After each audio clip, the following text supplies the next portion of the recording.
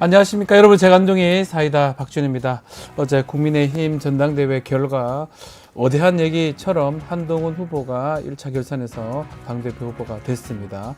자, 주말간에 김건희 여사 특혜 조사 시비, 검찰 조사 계속 반기도 있고 여러 가지 얘기가 있고요. 자, 오늘은 이진숙 방통위원장 청문회가 준비되어 있습니다. 여러 가지 다뤄야 할 주제가 많죠. 자, 오늘 여러분의 출근길 신나고 좀 즐거운 소식들로 함께하고 싶은데요. 생방송 중에 댓글 참여 많이 부탁드리고요. 박준의 뉴스 인사이다 지금 바로 시작하겠습니다.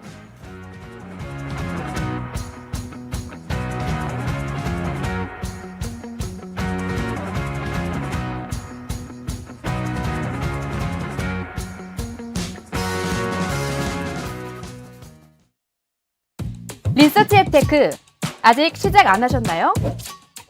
생각만 공유해도 리워드가 쌓이는 서치통, 지금 시작해보세요. 원아이디 로그인 후 패널 가입 시 약 3,000원 상당의 리워드 적립. 리서치에 참여하실 때마다 현금처럼 사용 가능한 PTR 적립. 내가 초대한 친구가 패널 가입을 할 때도 리워드 적립. 지금 바로 서치통에서 우리 지역, 우리나라의 사건, 사고들에 대한 리서치에 참여해주세요. 바쁜 아침, 오늘 꼭 알아야 할 뉴스 엄선해서 여러분에게 전해드리겠습니다. 듣기만 해도 이해가 쏙 뉴스픽 시간입니다. 자, 오늘도 조성은 뉴스토마토 기자와 함께 이야기 나눠보겠습니다. 안녕하십니까? 안녕하세요. 자, 이원석 검찰총장 대검 감찰부에 보고 없이 검찰청 밖에서 김건희 여사 몰래 조사한 이른바 출장 조사 진상 파악 지시를 했었는데, 자, 어제 이창수 서울중앙지검장이 반기를 들었습니다. 네, MBC와 중앙일보의 보도에 따르면 이창수 중앙지검장은 김건희 여사에 대한 수사가 마무리된 뒤 진상 파악에 협조하겠다. 중앙지검 1사차장과 형사 1부장, 반부처 2부장, 수사팀을 제외하고 나 혼자서 감찰 조사에 임하겠다는 뜻을 대검에 전달했습니다. 네. 당장은 진상 파악에 응하지 않을 거고 감찰 조사도 혼자 받겠다는 입장을 밝힌 겁니다. 이 지검장은 김 여사가 연루된 도이치모터스 주가 조작 의혹과 명품 가방 수수 의혹에 대한 수사가 진행 중인 상황이라서 진상 파악에 협조하면 수사팀이 반발하면서 동요할 수 있고 또 수사에 악영향을 미칠 수 있을 거라는 이유를 댔습니다. 이 지검장은 또 22일 오전에 이 총장을 찾아가서 출장 조사 경위를 해명했다. 즉 이미 총장에게 보고했다는 이유도 들었는데요. 네. 그러면서 김건희 여사의 주가 조작 의혹은 검찰총장의 수사 지휘권이 배제된 상태라서 미리 보고할 수가 없었고 소환 조사에 소극적인 김 여사를 설득해서 출장 조사라도 성사시킨 거다라고 말했습니다. 자, 진상 파악 지시가 내려가자마자 어떤 수사팀의 검사가 사표를 냈어요. 사표를 내면서 반발하고 수사팀의 책임자 또 지검장까지 반기를 들은 그런 상황인데, 이 대검 검찰청 총장 측하고 서울중앙지검하고 지금 갈등이 계속 있는 모양새인데 검찰 내부 분위기 좀 어떻습니까? 일단 그 중앙지검 수사팀은 상당히 격앙된 상태입니다. 네.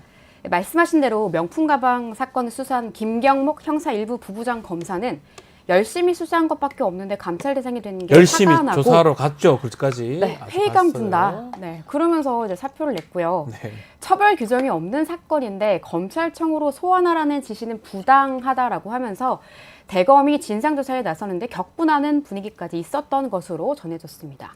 또 중앙지검 내부에서는 이원석 검찰총장이 주가 조작 사건과 관련해서 이 수사 지휘권을 회복할 기회가 여러 차례 있었는데도 번번이 외면하다가 이제야 지휘권을 탓하고 있다는 비판도 나왔다고 하는데요.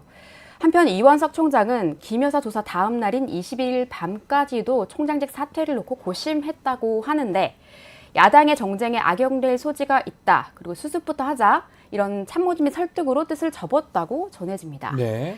이원석 총장은 또 오는 26일 윤석열 대통령 탄핵 청원 청문회에는 검찰총장이 진행 중인 수사에 관해 답변을 요구하는 것은 사법을 정쟁으로 끌어들이는 것이라면서 불출석하겠다고 밝혔습니다. 열심히 수사한 것밖에 없는데 하간 열심히 글로 간 거죠. 뭘 수사를 한 겁니까? 국민들이 다 쳐다보고 있는데. 맞습니다. 그리고 지금 처벌 규정이 없는 사건이라니요. 이게 대가성이 있다면 뇌물죄, 제3제, 알선수재죄 다 될 수가 있는데 그거 하라고 검찰이 있는 거고 수사하고 하라고 있는 건데 이게 도대체 말이 될지 누가 이걸 납득할지. 마찬가지로 검찰총장 같은 경우도 지금 국회에서 요청하고 있는 불출석한 사유가 이게 납득할 수 있습니까? 그렇게 화가 난다면 글로 얘기하지 말고 이 청문회 같은 나와서 얘기를 하는 게 맞습니다. 맞지 않나 이런 맞습니다. 생각이 드는데 글쎄요. 전혀 납득이 안 가는데요.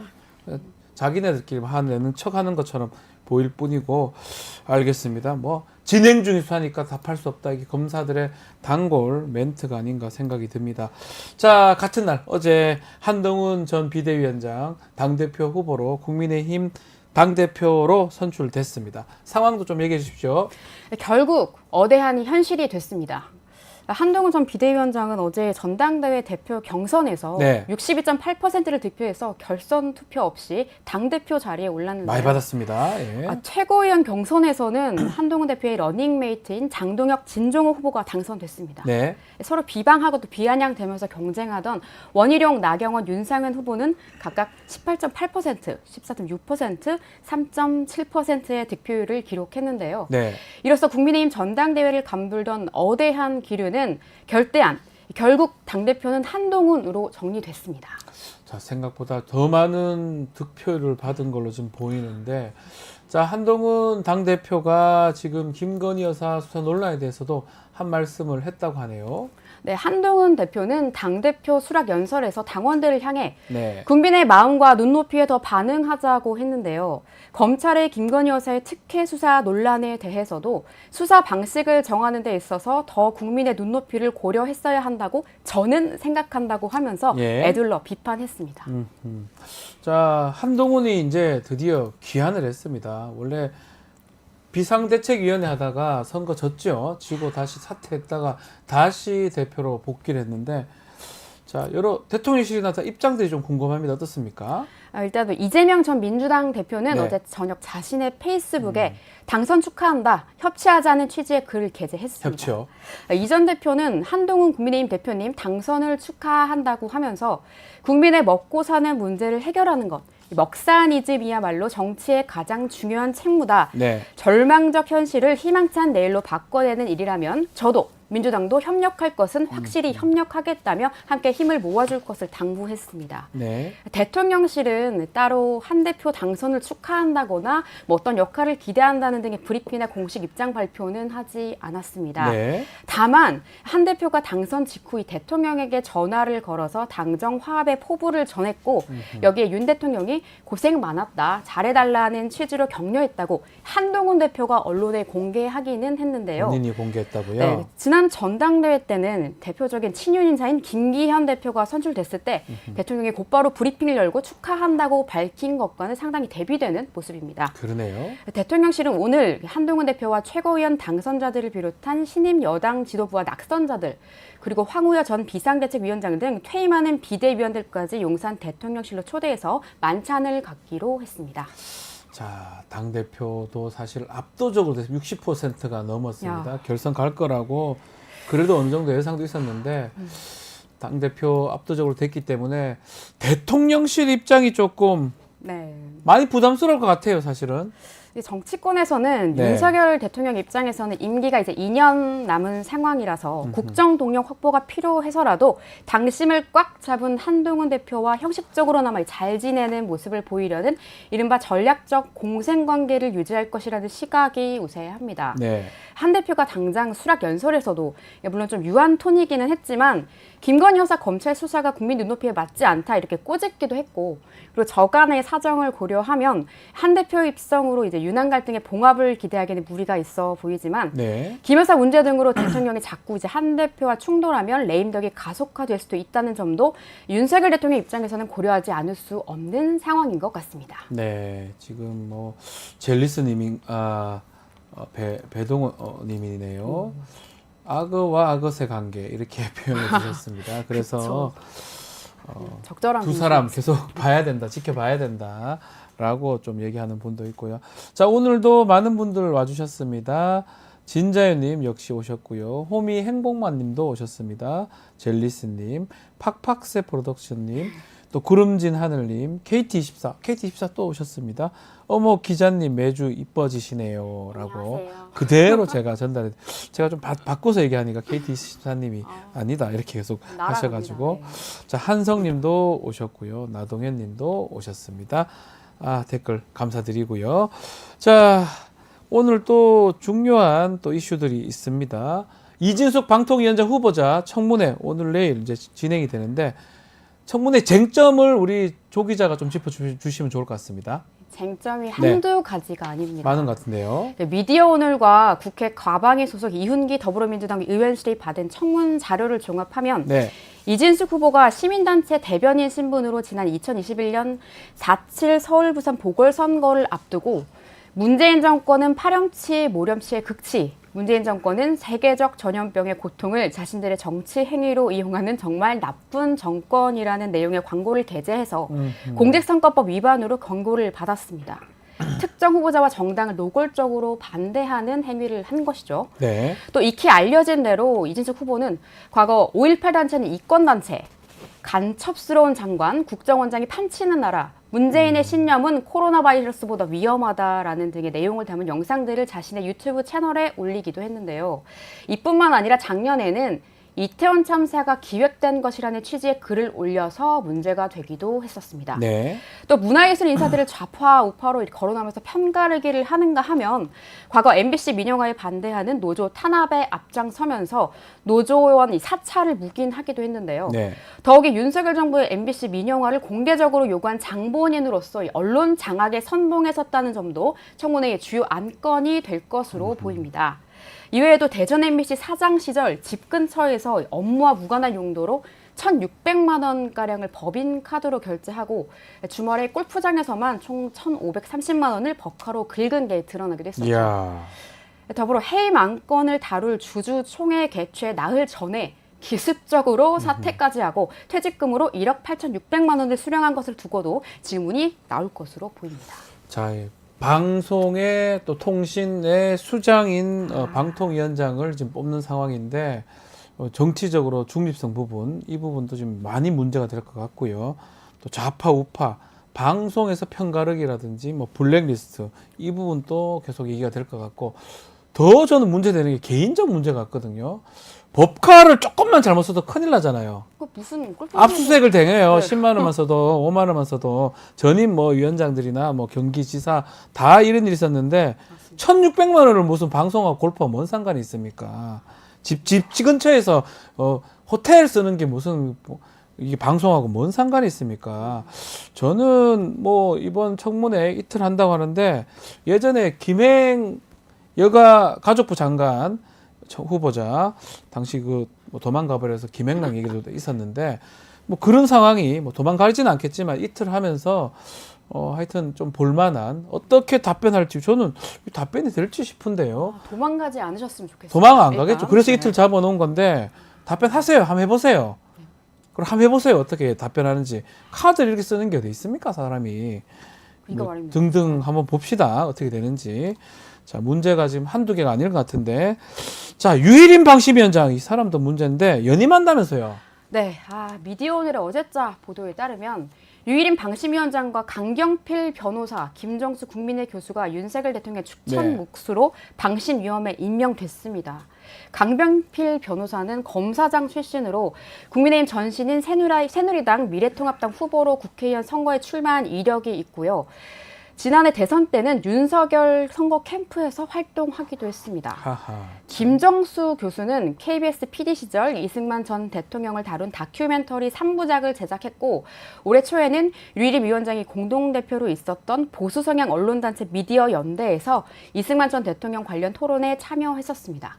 여권 추천 김우석 허연회 의원과 또 대통령에 의해서 새로이 위촉된 방심위원들은 어제 오후에 바로 전체 회의를 열고 유일임 위원장을 다시 방심위원장으로 호선했는데요. 호선했어요.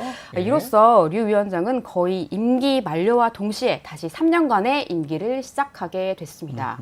또 류 위원장은 인사말에서 방송 공공성과 공정성을 확보하고 건전한 정보통신 문화 창달을 위해 최선을 다하겠다고 말했습니다. 자, 이렇게 참 이렇게 되려고 그렇게 했는지 우려했던 일이 일어났습니다. 방심위 노조는 어떤 또 얘기를 하고 있습니까? 언론노조 방심위 지부는 네. 방심위 전체 회의가 진행된 당시에 위원들이 사무실 출입문을 잠가놓고 회의를 진행하고 있다고 알렸는데요. 네. 한 방심위 직원은 경향신문에 말이 안 나온다. 직원들 퇴근한 뒤에 갑작스럽게 회의를 여는 건 상상조차 하지 못한 일이라고 말했습니다. 네. 사실 전체 회의를 열기 위해서는 위원장이 회의 개최 2일 전까지 회의를 지정해야 하는데요. 긴급을 요하는 등 불가피한 경우 예외로 한다는 방심위 기본 규칙을 활용해서 회의를 진행한 걸로 보입니다. 아하. 기습회의, 기습연임 비판이 나오는 이유인데요. 네. 오마이뉴스 보도에 따르면 최민희 과방위원장과 김준희 방심위 노조 지부장은 기습회의 개최를 따져묻기 위해서 어제 방송회관 주차장 출구에서 류 위원장의 차량을 기다렸는데요. 류 위원장이 탄 이 관용 차량이 올라오자 김 지부장이 손짓하면서 멈추라고 했지만 차량은 오히려 가속하면서 지나갔다고 합니다. 김 지부장이 자칫 차에 치일 수도 있었던 위험한 상황까지 연출됐다고 하는데 네. 최민희 위원장이 위협 운전에 대해서 항의하면서 왜 방심위 전체 회의 때 문을 걸어 잠가냐 면담하자라고 했지만 류 위원장은 외부에서 방해할 수 있기 때문에라고 답하고선 최 위원장의 면담 요청을 거절하고 자리를 떠났습니다. 네. 방심위원은 대통령 추천 3명, 국회의장 추천 3명, 과방위 추천 3명으로 이렇게 총 9명으로 구성되는데요. 어제 대통령 몫으로 첫 6기 방심위원이 일단 임명됐고요. 나머지 방심위원들은 다음 달 새로 뽑을 예정입니다. 자, 한성님이 북한의 오물풍선보다 남한의 오물 네. 인사라고 좀 그대로 읽어드리겠습니다. 그게 더 무섭다라고 아주 댓글 하나 주셨습니다. 적절한 표현이었습니다. 자, 조성은 기자 오늘 수고하셨고요. 저는 최진봉 교수와 함께 수 읽는 남자로 돌아오겠습니다. 감사합니다. 감사합니다.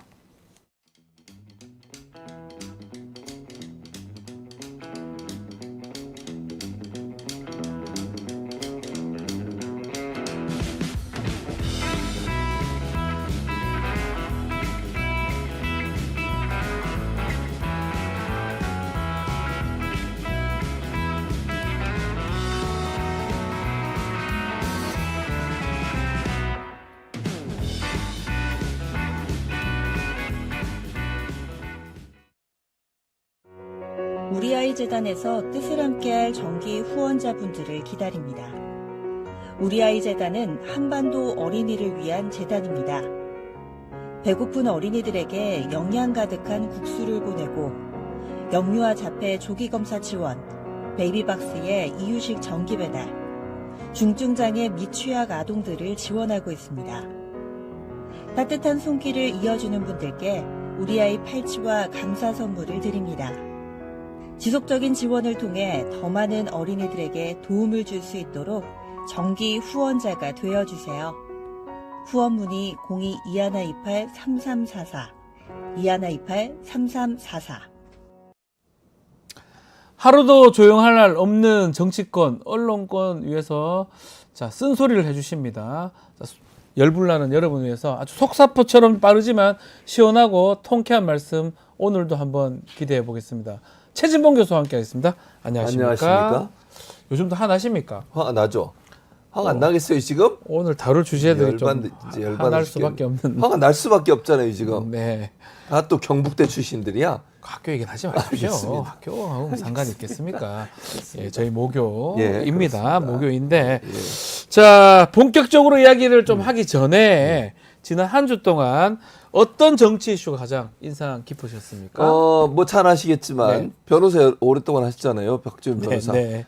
출장 조사, 출장 서비스 조사를 하는 경우가 있나요? 저는 그래서 예. 저거만 가능하다면 예. 저거를 성사시킬 수 있는 변호사라면 그러면 떼돈을 벌 떼돈을 것이다. 벌죠. 스타벅스에서 합시다. 그렇지. 아니면 자기 집으로 오라 그래. 우리 사무실로 변호사 사무실 오세요. 이래가 아니 좋을 것 같아요. 누구든 매우 좋을 것 같아요. 하고 자기가 싶어요. 근무하는 곳에서는 일단 자신감이 생겨요. 네. 그리고 더 유리한 상황이 되죠. 박지원 변호사 마찬가지잖아요. 뭐 상담원 우리 사무실로 오세요. 물론 뭐 다른 데서 만날 수도 있지만 네. 그 자기 사무실에 있으면 편안하기도 하고 준비가 잘 돼 있잖아요. 남의 집에 가면 불편하잖아. 많이 불편하죠. 불편하죠. 예. 근데 가는데 들어오자마자 경호원이 막 이렇게 서치하고 그다음에 휴대폰 내놓으세요. 휴대폰 뺏겼어요. 이런 뭐 검사가. 어떻게 돼서 기분이 네. 아 이게 일단 꼭 꺾이고 들어가요. 들어갈 때부터 조사가 되겠어요 이게 제대로? 반대로 하거든요 원래. 그러니까 같으면 검찰 쪽으로 검찰청이 불러가지고 불러가지고 뺏어버리고 네, 아주 억압적으로 딱 억압적으로 하잖아요. 하는데, 네. 그래야 이 피의자가 술술 불게 되는 거잖아요. 네. 근데 지금 김건희 여사가 자기 그 경호처는 자기를 경호하는 곳이잖아요. 네. 거기에 딱 앉아가 경호원들이 딱 대동해 있고 거기 서 있을 거 아니에요. 네. 거기 오라고 검찰을. 이거 뭐 하는 겁니까 대체? 이게 수사를 하는 거예요? 뭐 하는 거예요 지금? 글쎄요 수사하는 거. 그리고 총장이 뭐라 그러니까 네. 조사 뭐 대검에서 진상조사하니까 조사 잠깐 기다려. 뭐 하는 거죠 지금? 사표도 냈던데요. 사표 냈더니 반려시켰잖아. 사표 내면서 뭐라 그랬어요? 나는 이런 수사에 대해서 이런 진상조사하는 걸 뭐 받아들일 수 없다 이런 뜻 아닙니까? 그 그렇죠. 사표라는 게 그렇죠. 이렇게 대놓고 검찰총장한테 거의 뭐 반항하는 거잖아요. 또 밑에 그런- 있는 사람들이 그럼에도 검찰총장은 또 가만히 있죠. 청문회는 또 안 나온다고 하더라고요. 그러니까요. 그럼 나와서 얘기하는 게 맞지 않나요? 저렇게 그렇죠. 저는 이해가 안 되네요. 언론 앞에서 분명히 얘기했잖아요. 국민 앞에 죄송하고 사과할 일이고 본인은 패싱 당했고 이걸 얘기한 거 아닙니까? 언론 앞에 얘기하면서 왜 국회 앞에 와서는 얘기 못 하는 이해할 수가 거예요? 없네요. 네. 아니 그리고 또 하나 네. 검찰들 이런 문제 있을 때마다 이 프로스에 뭐라고 올리죠 맨날? 글 올리고 뭐 저 난리 자기들 나잖아요. 난리 치잖아요. 이렇게 아니 대놓고 검찰총장한테 항명하는 것처럼 보이는 이런 현상이 나타나고 있는데도 조용해. 지난번에 검사 탄핵 이게 제대로 되는 거냐 안 되는 거냐 조사해 보라고 법안 통과시켜. 네. 탄핵도 한 것도 아니고 네. 탄핵안도 아니에요. 법사위에 넘기고 그때 뭐 나도 탄핵해라. 그렇게 난리 쳤잖아요. 그렇죠. 지금 왜 조용하죠? 모르겠습니다. 뭐 하는 거야 이 사람들 진짜. 정말 공무원이 아닌 것 같아요. 그럼 뭐죠? 자기들도 높다고 생각하나요? 하여튼 이해하기 어려운데 이것도 아마 많은 국민들이 이 부분 보고 좀 화가 났을 것 같다는 생각도 듭니다. 네. 자, 지난주 수일남 시간에서 네. 조선일보는 원희룡, 동아일보는 한동훈 당대표를 미는 것 제가 같다라고 그렇게 하는데 얘기했죠. 자, 한동훈은 당대표가 지금 됐습니다. 됐죠 어제. 앞으로 보수 언론 논조가 어떻게 될까요? 그걸 한번 짚어주면 좋을 것 저는 같아요. 지금 그 말씀하신 그 네. 제가 지난 그건 전적으로 제 개인적인 네네. 판단이라는 건 분명히 네네. 전제로 말씀드립니다. 뭐 그분들이 어떻게 하는지는 제가 판단해 볼 땐 그렇다는 네. 거고요. 그 논조가 계속 갈 거라고 생각합니다. 그러니까 동아일보 같은 경우나 채널 A 같은 경우는 한동훈을 계속 띄울 겁니다. 앞으로 띄울 거라고 생각이 들고요. 왜냐하면 네. 미래 권력이라고 생각을 하고 있고 네. 윤석열 대통령의 지지율이 낮은 상태에서 한동훈 쪽으로 이제 배팅을 할 거다. 조선일보는 아직까지는 윤석열 대통령 쪽에 힘을 실어주기 때문에 한동훈 지금 대표죠. 대표가 어떤 행동을 하는 것을 계속 견제를 할 겁니다. 네. 그래서 권력이 확 넘어가거나 아니면 정말 정권이 중간에서 그만둬야 되는 상황이 오는 것을 막으려고 할 거예요. 그런 예. 차원에서 약간 차이가 있을 텐데 예를 들면 지금 보도 내용도 보세요. 사설 오늘 사설의 내용 보니까 여당 새 지도부 선출이 동아일보인데요. 네. 한동훈 체제에 대한 기대와 우려라고 그랬어요. 우려를 뒤에 집어넣긴 했지만 앞에 뭘 썼어요? 기대. 기대도 씁니다. 기대를 썼습니다. 기대와 기대. 우려. 그다음에 조선일보는 사설에서 윤한 갈등, 충돌, 국정과 국민의 여기서 끝내야 된다. 끝내라. 그러니까 더 이상 반항하지 마라. 이런 의미로 들리거든요. 네. 그러니까 두 개의 사설만 비교해 봐도 동아일보는 기대라는 말을 썼어요. 네. 그런데 조선일보는 기대라는 말이 전혀 없어요, 지금. 이런 논조로 본다고 하면 결국은 조선일보와 동아일보가 약간의 결을 달리하는 그런 모습이 아닌가 저는 그렇게 판단합니다. 자, 뭐 신문이나 언론사별로 우리 최지문 교수님께서 잘 분석해 주시는데 지난 그 주말에 그 김건희 여사 조사 관련해서 언론도 대부분 좀 비판적 입장이었는데 네. 조금 다른 논조를 비친 언론이 있었는데요. 어떤 언론들입니까? 일단 네. 서울신문 뭐라고 했냐면요. 네. 검찰 대면 조사 마친 김 여사 사건 조속히 마무리를 해야 된다. 마무리해라고요? 네. 그렇게 얘기를 했고요. 조선일보 김 여사 검찰 조사 늦은 만큼 더 엄정해야 된다. 네. 저는 이걸 두 개를 보면서 너무 황당했어요. 네. 서울신문은 원래는요 이게 국가에서 가지고 주식을 갖고 있었답니다. 네. 기재부에서. 예. 근데 이걸 예전에, 다 예. 팔았어요. 어디로 판지 아시죠? 호반건설. 그렇죠. 건설회사 건설에서 팔았죠? 팔았습니다. 그리고 나서부터 논조가 완전히 바뀌기 시작해요. 아니 이 두 개만 보면요. 어느 언론사가 더 뭐라 그럴까요? 정권에 조금 비판적으로 보이십니까? 두 개의 사설만 놓고 보면 조선일보예요. 오히려 조선일보가 네. 조금 더 그렇게 뭐, 보인다는 거죠, 제 보이죠? 말은. 예, 제목만 봤을 제목만 때는. 보면. 네, 네. 그런데 사설, 이 서울신문, 대면조사 마친 김 여사 사건 조속히 마무리를 하래. 빨리 덮으라는 거 아닙니까? 네. 이런 식으로 어떻게 사설을 쓸 수 있죠? 아니, 이게 언론사가 민간 기업, 그것도 건설사에 넘어가고 나니까 이런 변화가 일어나고 있는 거예요. 네. 이래서 자꾸 이제 민영화, 언론을 민영화하는 것을 반대하는 이유예요. 공영화하는 것이 중요한 이유는요. 공영성이 있는 방송사일수록 또는 언론사일수록 이런 태도로 보이지 않습니다.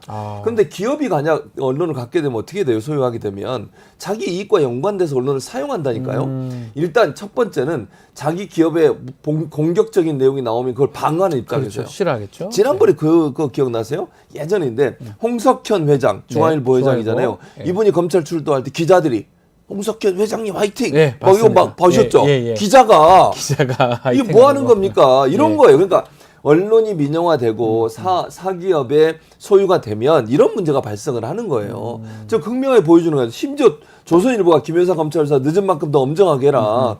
이렇게 서울신문과 조선일보의 이런 논조가 다른 이유는 민영화, 즉 언론이 민영화됐을 때 올 수 있는 부작용과 폐해를 극렬하게 보여주는 거다. 저는 그래서 이진숙 지금 방통위원장 예전에 MBC 민영하려다가 그게 폭로가 돼가지고 논란이 된 적이 있었거든요. 예. 그건 저는 그 생각이 바뀌지 않았을 거라고 생각해요. 비슷할 이번 것이다. 방통위원장 되면 MBC 민영할 가능성이 있다고 봅니다. 그게 위험하다는 거예요. 민영화를 하게 되면 그 이익에 의해서 움직이기 당연히 때문에 그렇죠. 보도라든지 이런 언론이 좀 잘못될 수 있다 이렇게 주셨는데 자, 또 보수 언론도 좀 의외의 보도가 있었는데 이게 좀 눈에 띕니다. 채널A입니다. 이창수 중앙지검장이 이원석 검찰총장한테 보고도 하지 않고 조사를 했다. 이게 김건희 여사가 요구를 했다. 이렇게 이런 보도를 어디서 했냐고요? 채널A에서 했습니다. 채널A에서 했어요. 요건 어떻게 봐야 됩니까? 제가 아까도 처음에도 우리가 예. 얘기했고 그 전주에도 얘기했지만 채널A나 동아일보는 동아일보. 약간 친 한쪽으로 간다 이런 예. 말씀을 드렸잖아요. 견제고 날리는 거예요. 그러니까 김건희 여사나 윤석열 대통령의 쓴소리를 계속 하고 있습니다. 지금. 네. 그거는 결국 김건희 여사가 노출되면 조사를 중단하겠다고 이걸 폭로해버린 거잖아요. 결국은 언론을 보도를 통해서. 네. 그 말은 결국 계속 견제를 해서 친한 즉 한동훈 후보, 한동훈 이제 대표가 한동훈 대표의 힘을 실어주는. 그러니까 미래 권력으로 권력을 좀 옮겨주려는 시도가 되지 않나 하는 생각이 들어요. 네. 근데 저는 이것도 김건희 여사 측 이렇게 얘기하는 것도 얼마나 조사받는 피의자예요. 피의자. 그렇죠? 예. 피의자가 노출되면 나 조사 안 받을까? 이러면 조사 안 해요? 아니, 자, 박지원 변호사. 본인이 변호하는 이 사건에 피의자가 노출돼? 조사 안 받아, 씨. 이럴 수 있냐고요? 못하죠, 당연히. 그럼 어떻게 돼요, 검찰이? 그러니까 이거 말이 안 되죠.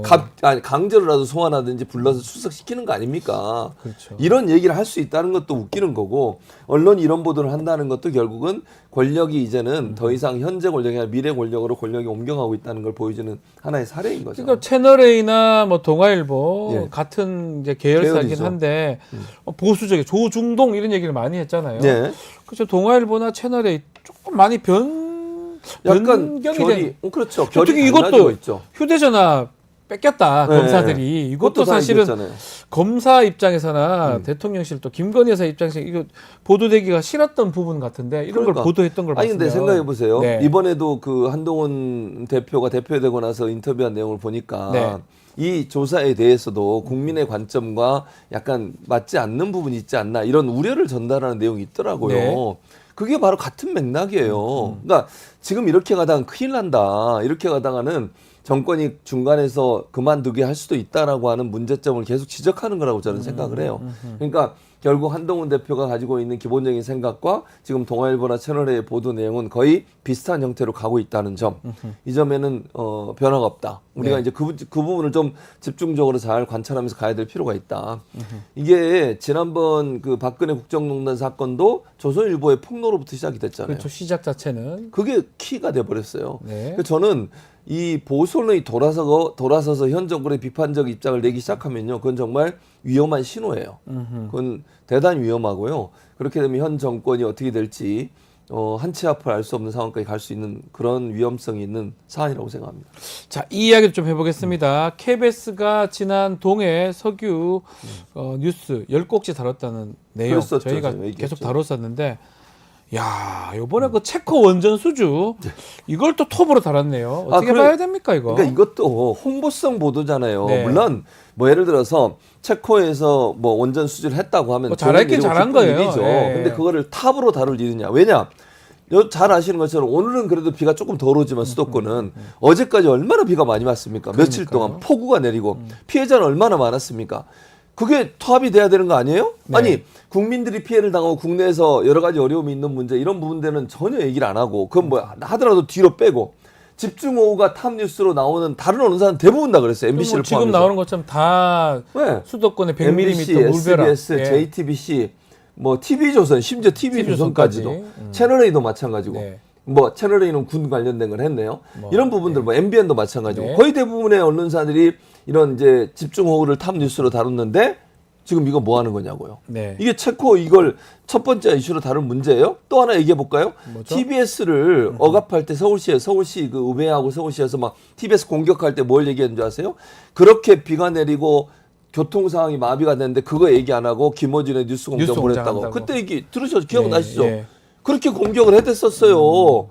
지금의 서울시장과 서울시의회에서 그래가지고 TBS에서는 다 깎아버리고 없애버렸잖아요. 지금 어렵죠. 어려운 TBS 같은 상황이죠. 경우는. 그때는 그렇게 공격을 해대더니 왜 KBS에서 공격 안 하는 거예요 대체? 네. 그리고 원전 수주 관련해서 원전 수주했다고 하는데 지금 문제가 발생하고 있는 게 24조 사업이라고 그러거든요. 네. 근데 지금 웨스팅하우스라고 미국의 웨스팅하우스가 있어요. 웨스팅하우스라는 회사에서 이 K 원전 수출을 하려면 미국의 허락을 받아야 된다는 소송을 걸었어요. 네. 왜냐면 IP라고 들어보셨습니까? IP? 모르겠습니다. 처음 들어보셨죠? 예. Intellectual Property. 아, 영어 발음 좋습니다. Intellectual Property. 예, intellectual property. 예. 지적 재산권입니다. 네. 지적 재산권 문제로 네, 네. 웨스팅하우스에 지금 우리 나라를 수력 원자력을 대상으로 지금 소송을 하고 있어서 이 소송의 결과가 어떻게 나오느냐에 따라서 네. 이게 어떻게 될지도 몰라요 지금. 이런 상황인데 그건 또 얘기 안 해. 수주만 했다고만 얘기하지 이게 지금 이런 소송에서 만약 지게 되면 이 수주한 게 문제가 될 수도 있다는 얘기는 그렇죠. 지적을 안 해요. 저 지적해야 될 게 언론이 뉴스를 픽하고 그것을 알려주는 거게 그런 역할을 하는 거잖아요. 그렇죠. 필요한 팩트 체크하고 팩트 체크하고 그렇죠. 팩트체크도 하고 네. 그런 역할을 안 하는 건데 특히 박민 사장이 이렇게 취임한 이후에 예. 홍보성 보도만 있다. 석유가스 그 되지도 않는 걸 10곡지나 하고 그렇죠. 체코 원전도 지금 이 문제점은 제기하지 않고 비가 저렇게 내리는데 저걸 저렇게 다루고 공영방송의 필요성까지 의문이 드는데 공영방송의 필요성은 뭐라고 봐야 됩니까, 교수님? 두 가지인데요. 아까 네. 제가 말씀드린 것과 네. 연관돼서 민영화, 즉 민영화. 민영화되면 어떤 일이 벌어진다고 말씀드렸죠? 기업이 언론을 소유하게 되면 그 기업의 소유주, 기업의 회장이든 뭐 소유주가 있지 않겠어요? 그 사람이 이익을 대변하는 언론사로 타락할 수 있어요. 예. 그래서 저는 공영방송이 필요하다고 봅니다. 그러니까 공영방송 자체가 나쁜 게 아니에요. 네. 지금 KBS 이런 문제는 왜 발생한 거냐? 현재 국회에서 방송법을 통과시키려고 방송사법 만드는 거 아시죠? 근데 지금 지난번에 한번 통과시켰는데 윤석열 대통령이 그걸 거부권 행사했어요. 네. 이번에 또 통과시킬 겁니다. 네. 그 과방위는 통과를 했고 본회의만 남아 있는 상태거든요. 이게 필요하다는 거예요. 왜냐? 공영방송이 나쁜 게 아니고 지금은 어떻게 돼 있냐? 공영방송이 이사를 추천하는 권한을 여야가 7대4로 나눠 먹고 있기 때문에 문제인 거예요.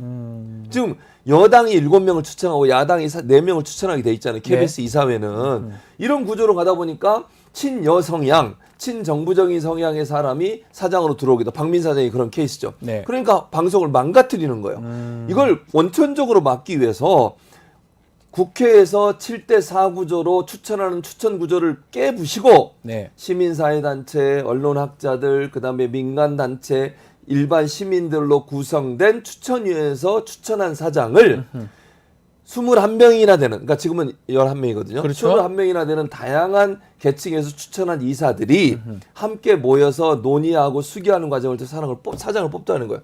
그게 지금 바꾸려고 하는 방송법의 내용이에요. 아하. 그걸 극명하게 반대하는 데가 어딥니까? 국민의힘이에요. 국민의힘 정당. 그리고 그걸 거부권을 행사하는 사람이 누굽니까? 윤석열. 대통령이잖아요. 지금의 이 구조를 계속 가져가겠다는 거예요. 그러니까 공영방송이 나쁜 게 아니에요. 지금 우리가 그렇게 논점을 가져가면 안 되고 네. 공영방송이 필요한데 그래야 민영화돼서 어떤 사업주의 이익을 위해서 대변하는 언론사가 아니라 국민을 위해서 일하는 그런 언론사를 만들 수 있는데 네. 문제는 지금의 구조는 안 된다. 그래서 방송사법이 반드시 통과가 돼야 돼요.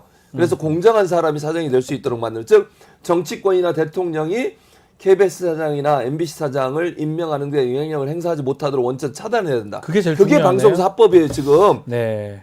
만약에 근데 민주당이 좀 야당일 때 이런 걸 여당일 때 했었어야 되는데. 하는데 막 국민의힘이 많이 야당이 되면 이것도 통과될 수는 있을라나요? 모르겠네요. 아유, 알겠습니다. 그러니까 그때는 또 주장을 했었어요 예전에. 네. 자, 유일임 방송통신심의위원장 얘기 좀 해보겠습니다. 퇴임한 지 하루 만에 아유 또 위원장 됐습니다. 자, 또 예상을 뒤엎는 문거로 잠그고 호선을 했다고 하는데 어떻게 보셨습니까, 교수님?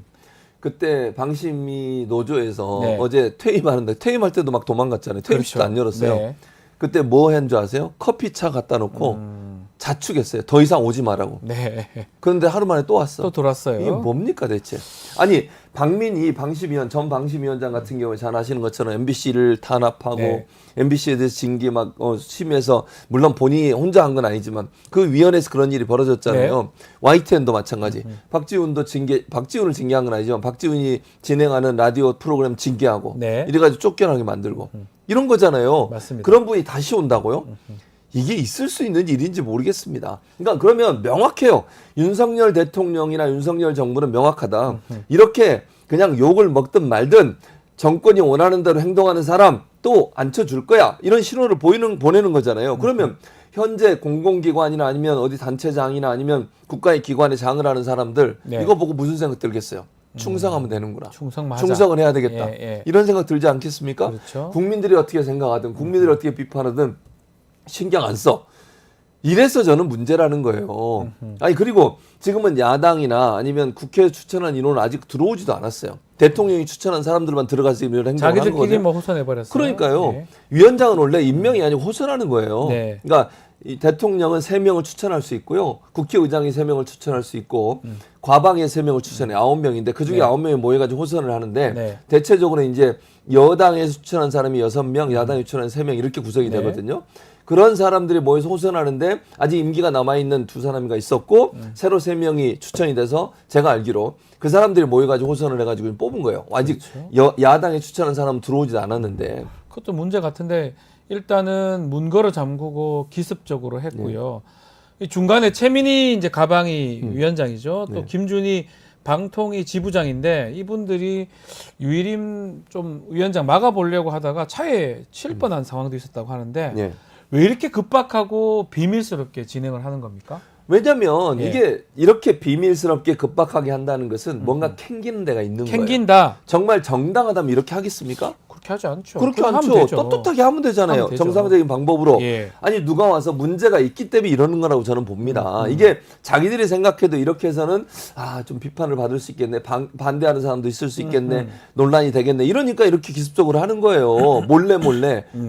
이런 식으로 한다는 것 자체가 본인들이 하는 행동이 정당성이 없다는 걸 증명하는 거라고 저는 생각합니다. 네. 일단 이렇게 급하게 할 이유도 없고요. 또 하나는 아까도 말씀드렸잖아요. 야당에 추천한 사람이나 국회에서 추천한 사람들이 아직 추천이 안 된 상태라니까요. 네. 그런 상태에서 자기들끼리 즉 대통령이 추천한 사람들만 모여가지고 이런 행동을 하는 것 자체는요. 본인들이 생각할 때 이게 얼마나 잘못된지를 스스로 보여주는 하나의 단면이라고 저는 생각합니다. 이게 뭐 국민들의 그러니까 시청자 이 눈을 뭐 의식하지 않는 겁니까? 전혀 이거 보면 뭐 의식하지 이게 않아요. 그 유일임 문제가 많다는 거는 가방이 청문회에서 봤잖아요. 그렇죠. 다 봤죠. 그럼에도 불구하고 문 걸어 잠그고 차 칠 뻔하면서 이렇게 임명한다는 거는 그냥 하겠다. 하겠다.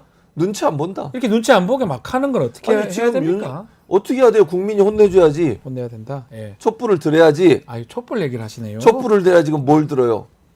네, 알겠습니다. 네. 촛불을 들어야지. 아 너무 안타까운 상황인데 자 이 이야기를 좀 해보겠습니다. 국민의힘 미디어 특입니다. 네. 5개 매체가 언론장악 공동 취재단이 꾸렸었는데 이게 취재 폭력이다라고 하면서 비판을 했는데 언론장악 공동 취재단 이게 뭡니까? 뭐냐면 예. 미디어오늘, 뉴스타파, 시사인, 오마이뉴스, 한겨레 5개 언론사가 이준석 방통위원장의 임명 과정 또 이제 뭐 청문회 과정 이걸 공동으로 취재해서 문제점을 적극적으로 발굴해서 보도하겠다는 목적으로 만들어진 거예요. 저는 당연히 해야 된다고 생각해요. 왜냐? 방송통신위원장이라고 하는 자리는요. 우리나라 방송 전체에 대해서 규제하고 네. 그다음에 심의는 방심해서 하지만 그 벌점을 내리는 기관이에요. 그리고 방송진흥도 해야 되고요. 통신사 SK KT, U+, 이런 LG U+ 이런 데에 정책적인 부분도 함께하고 주파수 문제도 여기서 다뤄요. 예. 그만큼 중요한 업무를 하는 곳에 위원장으로 선임되는 사람이 어떤 사람인지 검증하겠다는 거예요. 언론이 검증하는 거 아닙니까? 언론의 원래 기능이 뭐예요? 검증이죠. 검증이죠. 예. 예. 그리고 비판, 견제 이게 언론의 기능이에요. 그걸 5개 언론사가 함께 모여서 그러면 우리가 같이 취재하고 왜냐하면 인력이 더 많이 들어갈 수도 있고 여러 가지 취재를 해야 되는 거잖아요. 그러니까 공유도 하겠다. 이게 뭐가 문제냐고요. 공동 취재단 만드는 데 많습니다. 예를 들면 올림픽 공동 취재단 이런 것도 많잖아요. 어떤 사고가 났어. 사고 대책에 대해서 공동 취재를 하거나 네. 아니면 비리 문제에 대해서 공동 취재를 하거나 언론사들이 서로 정보 공유해서 그 잘못된 부분들이 나오면 그걸 함께 보도하고 이런 일 하는 게 왜 문제가 되는 거죠? 이게 어떻게 언론 장악 공동 취재단이래 국민의힘에서는. 네. 아니 언론 장악이라니 뭘 언론이 장악을 하는데 아니 언론사들이 그러면 방통위원장 후보 이진수 후보에 대해서 이런 문제가 있다 저런 문제가 있다 이걸 밝혀내는 게 언론을 장악하는 거예요? 뭐 하는 거죠? 다만 이제 이런 얘기는 있습니다. 대형 뭐 국가 재난이 발생한 것도 아니고 굳이 이렇게 공동 취재단 구성한 게 일종의 정치행위 아니냐 이런 어떤 지적이 있는데 아니 이게 왜 정치행위죠? 예를 들면요. 공동 취재단이라고 하는 것이 정치권과 연관이 돼 있거나 네. 또는 어떤 공직 후보자에 대해서 취재해서 아니면 문제가 있는 부분들이 뭐가 있는지를 잘 따져보는 거 외에 다른 활동을 했다면 그렇게 볼 수 있겠죠. 아하. 그 이진숙 방통위원장 후보자가 네. 어떤 인물인지 또 그 후보자가 정말 적합한 인물인지에 대해서 취재를 하고 취재하는 과정에서 왜냐하면 인력도 많이 들어가고 시간도 짧잖아요. 지금 오늘부터 청문회가 시작이 돼요. 이틀 동안. 맞습니다. 그러면 이틀 동안 청문회 시작하기 전에 최대한 많은 내용의 취재를 통해서 국민들에게 그리고 또 청문위원들에게 정보를 제공해 줘야 돼요. 그래야 제대로 청문이 이루어지지 않겠습니까? 네. 검증이 이루어지지 않겠습니까? 공직자에 대한 검증은요. 이거는 제한을 둬서도 안 되고 깊이가 깊을수록 더 좋은 거예요. 그러지 않습니까? 잘못된 사람, 잘못된 생각을 갖고 있는 사람 또는 방송에 대한 철학과 개념과 공영성이 결여된 사람을 방통위원장으로 앉히면 안 되는 거잖아요. 네. 그거를 잘 감시하고 견제하기 위해서 언론사들이 공동 취재하는 게 어떻게 정치적 행위냐고 이게 언론사의 일반적 행위예요. 언론사가 이런 거 하라고 있는 거지 뭐 하러 있는 거예요 대체. 지금 그 MBC 사장 했던 김장겸 국민의힘 의원이 이 공동 취재단 속한 5개 언론사 매체 가방이 출입 금지를 요청할 것이라고 했는데 특히 뉴스타파 이것도 5개 매체 중에 하나죠. 국회 규정상 출입 등록 매체 아니고 불법이다 이런 부분 이렇게 얘기하던데 이 부분 어떻게 봐야 됩니까? 그러니까 일단 이런 거예요. 공동취재단에 속한 5개 매체 가방이 출입 금지 본인이 요청한다 해도 최민희 위원장이 받아들이지 않습니다. 그러니까 불가능한 거고. 일이고요. 네. 두 번째. 뉴스타파가 출입 등록이 안 된 매체니까 국회에 들어올 수는 없어요. 왜냐하면 그러려면 국회에 뭐 신청을 해서 네. 위원실 방문 이런 방법을 통해 들어올 수밖에 없는 것인데 그건 이제 자체적으로 해야 될 문제고요. 자, 뉴스타파가 국회 규정상 출입 등록 매체가 아니기 때문에 취재물 또한 불법이란 말은 말이 안 돼요. 이거는. 아니 자, 출입처에 들어가고 안 들어가고를 결정하는 거는요. 네. 기자단이 합니다. 기자단. 그러니까 출입처에 등록을 받고 안 받고를 여러분 오해하시면 안 되는 게요. 모든 부처, 국회를 포함해서 정부기관이나 부처에도 출입처 기자단이 있습니다. 그렇죠. 아시죠? 예. 기자단에서 투표를 통해서 이 언론 매체를 기자단에 포함시킬지 안 시킬지 결정해요. 그러니까 뉴스타파는 거기에서 아직 승인이 안 났기 때문에 들어오지 못할 수 있죠. 네. 그렇다고 해서 이게 언론사가 아니냐? 그건 아니에요. 예를 들면 인터넷 언론사 엄청나게 많이 활동하고 있잖아요. 엄청나게 많은 인터넷 언론사 중에 출입처에 들어갈 수 있는 언론사도 있고 안 들어가는 언론사도 있어요. 출입처에 안 들어가면 취재를 못해요? 그건 말이 안 되는 거예요. 근데 그걸 가지고 지금 보니까 출입 등록 매체가 아니고 취재물 또한 불법이래요. 네. 아니 출입 등록 매체가 아니면 취재물이 불법이에요? 이런 논리가 어디서 나오는 논리냐고요 대체. 말이 맞지 않죠. 아니 말이 안 맞지 이게 말이 돼요 지금? 네. 그리고 출입 등록이라고 하는 아까도 말씀드린 것처럼 출입처 기자단에서 투표해서 언론사를 들어오고 나가게 하고 이런 결정을 해요. 자기들이 그래서 결정한 문제이지 이게 무슨 국가에서 공인한 문제도 아니고 자격증이 있는 것도 아니에요. 근데 출입 못하는 언론사니까 취재하는 것도 문제다 이런 논리는요 정말 말도 안 되는 주장입니다. 어쨌든 오늘 내일 이진숙 방통위원장 후보자 청문회가 있는데 쟁점들이 꽤 많을 것 같아요. 꽤 많죠. 지금 당장 나온 것만 해도 예. 이진숙 지금 후보자 같은 경우에 MBC 보도에 따르면 법카 문제가 가장 지금 그 논란이 되고 있습니다. 법카는 몇만 원만 써도 지금 안 되는 거 아니, 아닙니까? 지난번에요. KBS 이사 쫓아낼 때도 법카가 쫓아냈어요. 몇천 원 썼다고 예. EBS 그 이사장. 이사장 그것도 문제 삼았죠. 지금 이분은요 보니까 자기 집 반경 예. 대치동이시더라고요. 예. 그 대치동 5km 자기 집 근처 5km에서 3년 동안 2천 몇백만 원 썼대요. 아 호텔 가는 게 MBC하고 뭔 상관이에요? 골프 치면 와인바. MBC 방송하고 뭔 상관입니까? 와인바. 와인바를 왜 갑니까? 그러니까. 아니 몇천 원, 몇만 원 쓰면 압수당하고 몇천만 원 그리고 더 쓰면 웃긴 게 괜찮은 뭐냐, 거예요? 어느 날 아침은요, 예. 자기 집 근방에서 9천 원도 썼어요. 빵집인가 어디서. 빵은 또 사 먹어도 되는 거예요? 그리고 마지막 날 퇴임하는 날 있잖아요. 네. 빵집에서 거의 90만 원. 제가 정확히 지금 숫자는 기억이 안 납니다. 네. 90만 원을 빵을 구입했어요. 그날 빵 사 먹었네요. 그래놓고 해명하라니까 뭐라 그거 빵 다 직원들 나눠줬대. 초밥. 아니 퇴임하는 날 왜 그럼 자기가 퇴임하면서 만약 그게 사실을 하더라도 자기 돈으로 사주든지 왜 법카로 그걸 사가지고 빵을 돌려? 아니요, 뭐 몇천 원, 몇만 원 이렇게 쓰면 압수수색 당하고 네. 몇천만 원이나 많이 써버릴 뿐 그러니까 그리고 또 하나 괜찮은 있어요. 거예요? 자기 관용차 있잖아요. 대전 MBC 사장이었어요. 네, 네. 자기가 거의 전체적으로 보니까 사흘에 한 번꼴로 집에 그러니까 서울에 왔어요. 집인지 어딘지 모르겠고 서울에 왔는데 그것도 웃기는 게 사흘에 한 번꼴로 관용차를 타고 서울 와요. 원래는 대전 내에서 대전 MBC 사장이니까 그렇죠. 거기서는 관용차를 탈 수 있어요. 자기 서울 올 때는 자기가 KTX를 타든지 자기 차를 타든지 해야 되는 거 아니에요? 관용차 타고 집에서 서울에서 대전까지 출퇴근해요? 뭐예요? 전현희 위원장 같은 경우는 국민권익위원장 뭐 조금만 뭐 늦었다고 그 난리를 치더만 그렇죠. 이 사람은 그런 거 차 타고 저리 와도 아무 문제 안 아, 삼고. 그러니까요. 이런 문제가 있는 사람이에요. 예. 이사들 자기들 마음에 안 드는 이사를 쫓아낼 때는 몇천 원 가지고 그렇게 문제를 삼더니 이렇게 문제가 많은 사람을 위원장으로 추천을 하고 임명을 하려고 후보로 만들고 이런 행동을 하는 윤석열 정권이 과연 공정하냐? 아니라고 봅니다. 뭐 이게 돈이나 이런 것도 문제지만 더 문제는 사실은 언론관이나 아, 그럼요. 정치적 그게 중립 그 문제죠. 부분이 아니겠습니까? 대단히 심각한 우려가 됩니다. 네, 그런 중립성이 부분. 거의 없는 분이에요. 뭐 이제 이틀 청문회 하게 되면 어떻게 뭐 본인이 안 할까요? 할까요? 왜 어떻게 되는 겁니까? 청문회 하게 되면 예. 제가 볼 때는 청문회 끝나고 나면 뭐 이제 제가 버텨냅니까 이틀 동안? 아, 이런 버텨내겠지. 질문하면 전화하면 못 버틸 것 같은데. 버텨냅니다. 저는 못 버틸 것 같은데. 근데 제가 모르 어떻게 얘기합니까 이거를? 호텔 뭐 MBC 호텔입니다. 뭐 이렇게 합니까? 어떻게 근데 버텨냅니까? 버틸 것 같아요. 그리고 사람이라면 어떻게 버텨요 이거를? 그거 버틸 것 같아요. 버텨요? 본인 선배 아니십니까? 아니, 학교로. 그 선배라도 이건 상관이 없는데 어떻게 버텨? 저라면 못할 것 같아요. 그리고 또 버티고 그렇게 야. 논란이 많아도 제가 볼 때 대통령 임명합니다. 임명하고요. 예. 왜냐면 이거는 청문회에서 아무리 문제를 삼아도 임명하면 끝이거든요. 이게 뭡니까? 그러니까 왜 하냐고 청문회를. 오늘 저도 화가 좀 날라 그러네요. 알겠습니다. 자, 오늘 이진숙 방통위원장 후보자 청문회 오늘 내일 진행하니까요. 지켜보기로 하겠습니다. 자, 오늘 말씀 여기까지 듣겠습니다. 최진봉 교수와 함께했습니다. 감사합니다. 감사합니다. 저는 잠시 후에 이슈 화합으로 돌아오겠습니다. 조금만 기다려 주십시오.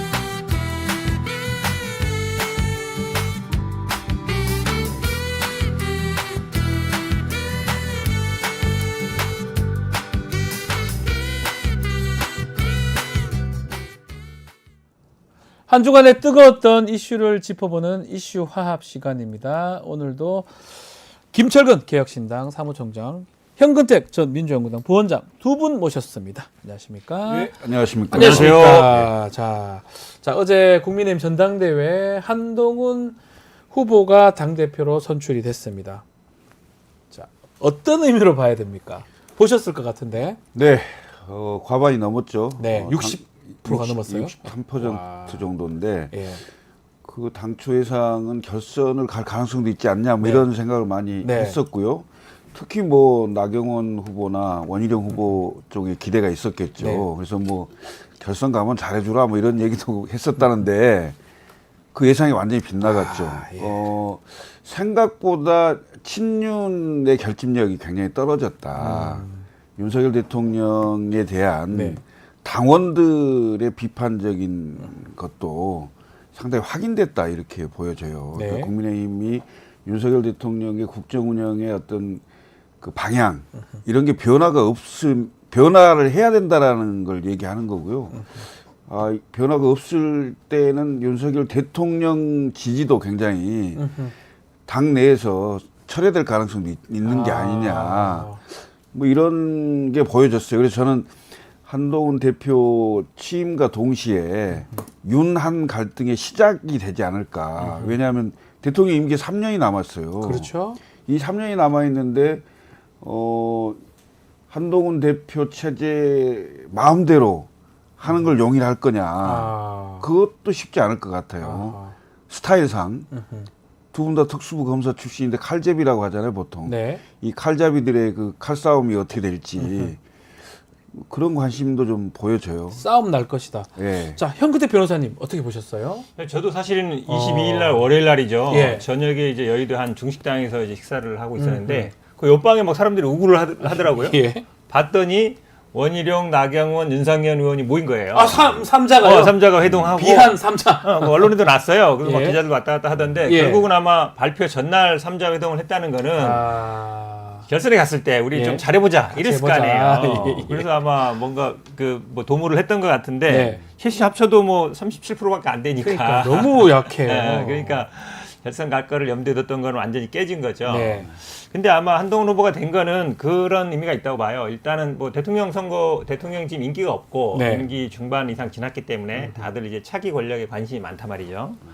그리고 물론 이제 검사 대 검사기 때문에 저희가 보기에는 뭐 새로운 인물은 아니지만 그래도 좀 젊은 사람, 새로운 사람. 그러니까 나머지 세 분은 어찌 보면 약간 올드 정치를 오래 하신 분이잖아요. 예. 한동훈 대표가 됐죠. 대표 같은 경우에는 그래도 뭔가 좀 새로운 인물 의미도 있는 것 같고 그렇게 본다 그러면 결국은 아마 좀 차기 권력을 선택한 게 아닌가. 벌써요? 그렇죠. 벌써 선택한 왜냐면 것이다. 지금 국민의힘 지지자들이? 그렇죠. 왜냐면 그 TK의 변화를 가장 깊게 봤는데 네. TK나 지금 민주당 같은 경우 광주 전남도 보면 항상 전략적 판단이라는 게 쉽게 얘기하면 차기를 어떻게 하면 집권할 수 있느냐 요구에 관심이 제일 많아요. 예. 그렇다 본다 그러면 지금 지지율 1위이고 그다음에 다른 후보들보다는 좀 더 낫지 않냐 이런 데서 좀 본 것 같아요. 자, 그렇다면 뭐 벌써 차기 윤한 갈등 얘기하셨고 차기 지도자도 대권 후보도 벌써 선택한 것이다 이렇게 짚어주셨는데 그거 너무 나간 거예요. 아직 3년 남아가지고 왜냐하면 네. 과거에도 보면 김무성 대표가 한참 잘 나가다가 10몇 프로 받고 마이너스 15% 그렇죠. 받겠었어요. 그런 거기 때문에 네. 지금 3년이 남아 있는 상황에서의 전당대회에서 차기는 별로 아직까지는. 예. 네. 자, 그러면 최고위원도 눈에 띕니다. 4명의 최고, 또 1명의 청년 최고, 그 5명의 최고위원이 선출됐는데 최고위원 뽑히는 건 어떻게 보셨습니까? 지금 그 친한파라고 할 수 네. 있는 분이 지금 장동혁 예. 그 최고위원하고 수석 최고가 된 것 같아요. 그렇죠. 예, 장동혁 최고위원하고 그다음에 진정호 청년 진정호. 최고위원 예. 그 정도 같아요. 나머지 이게 김재원, 인요한, 김민자 김민정. 이분은 친한이라고 보긴 좀 어려울 것 같고요. 네. 그 최고위원 구도로는 그 친윤이 3명, 친한이 2명 뭐 이런 정도로 보여지는데 네.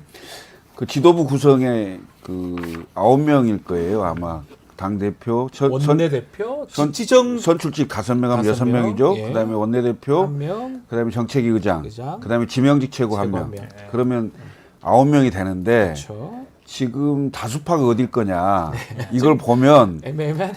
애매하죠. 사실은 원내대표도 있고. 지금. 원내대표하고 지금 정책위 의장, 원내대표는 선출직이니까 예. 못 바꿀 거고 예. 정책위 의장이 의원총회 추인을 받긴 합니다만은 네. 바꿀 수가 있거든요. 예. 그러면 정책위 의장이 어느 쪽으로 가냐에 따라서 9명 중에 네. 누가 5명이 될 거냐, 친한이 5명이냐, 친윤이 5명이냐 네. 이런 상황이 될 것 같아요. 결국은 그때 한동훈 원팀으로 박정훈 의원이 이제 도전했는데 네. 박정훈 의원이 표수로는 4위였는데 여성 그 김민전 의원한테 그렇죠. 밀린 팀이죠. 예. 그 부분이 사실은 조금 한동훈 대표 입장에서 좀 아쉬울 것 같기도 그렇죠. 해요. 그러니까 민주당 같은 경우에도 네. 여성 이건 있어요. 네. 여성 우선이 있는데 사실은 만약에 됐으면은 이제 박정훈 들어오면은 사실은 이제 5명이 되기 때문에 되죠.